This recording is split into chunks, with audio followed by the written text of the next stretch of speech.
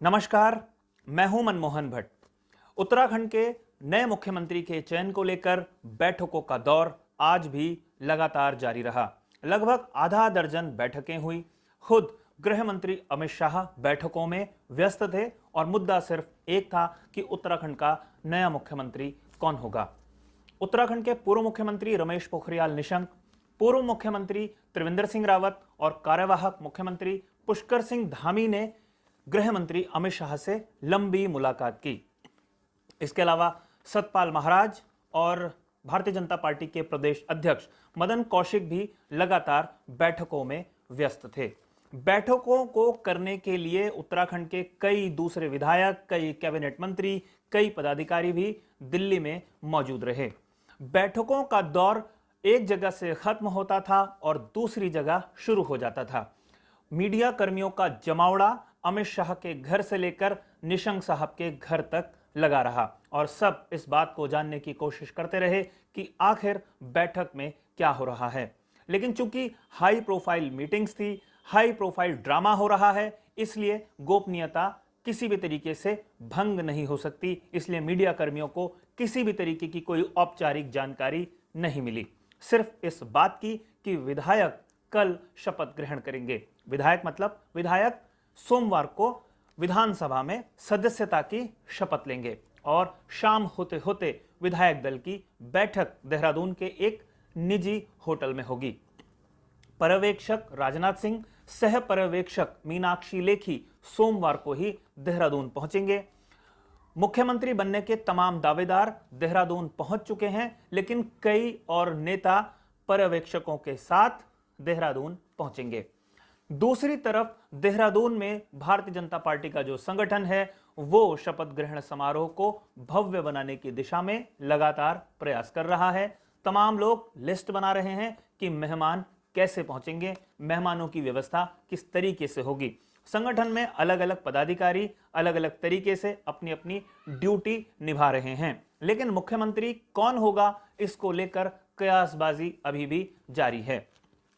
अमित शाह के साथ तमाम नेताओं की जो मुलाकात हो रही थी वो तो महत्वपूर्ण थी, लेकिन जब वो बैठक खत्म हो गई तो उसके बाद एक बैठक रमेश पोखरियाल निशंक, मदन कौशिक जो प्रदेश भाजपा के अध्यक्ष हैं और कार्यवाहक मुख्यमंत्री पुष्कर सिंह धामी की हुई।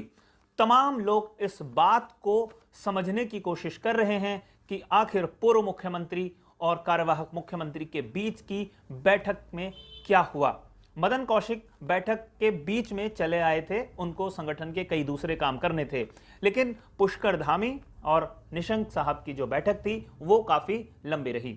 तमाम लोग इस बात की कयासबाजी में बिजी हैं कि आखिर इन दोनों नेताओं के बीच ऐसी क्या बात हुई, क्यों ये बातचीत इतनी लंबी चली। क्या निशंक साहब और पुष्कर धामी के बीच में कोई ऐसा गठजोड़ हो रहा है जो नई सरकार के गठन में एक नया आकार लेने जा रहा है। क्या मुख्यमंत्रियों के साथ साथ नए कैबिनेट मंत्रियों को लेकर भी इन दोनों नेताओं की बातचीत में कुछ आगे बात बढ़ी है कि नए मंत्रिमंडल का आकार क्या होगा। कई सारे सवाल, कई सारे जवाब तलाशने की कोशिश हुई, मीडिया खाली हाथ रहा, औपचारिक जानकारी किसी के पास नहीं है। सबको बस इंतजार है सोमवार की विधायक दल की बैठक का, जो शाम 4-5 बजे के आसपास होगी और तभी कुहासा छट पाएगा कि उत्तराखंड का अगला मुख्यमंत्री कौन होगा, मंत्रिमंडल में कौन कौन शामिल होगा।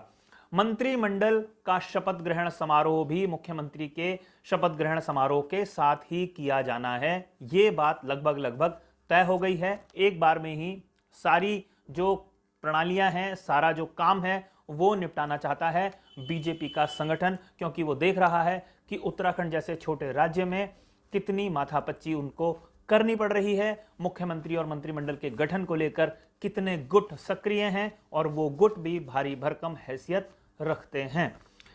कई लोग इस बात को लेकर उत्साहित थे कि उनके खेमे के नेता का नाम किस तरीके से चल रहा है, इसलिए कई लोग अपने अपने खेमे के नेता के नाम पर लगातार कयासबाजी चलाते रहे हैं। लेकिन वास्तविकता यह है कि सच्चाई, हकीकत या औपचारिक नाम किसी के पास नहीं है।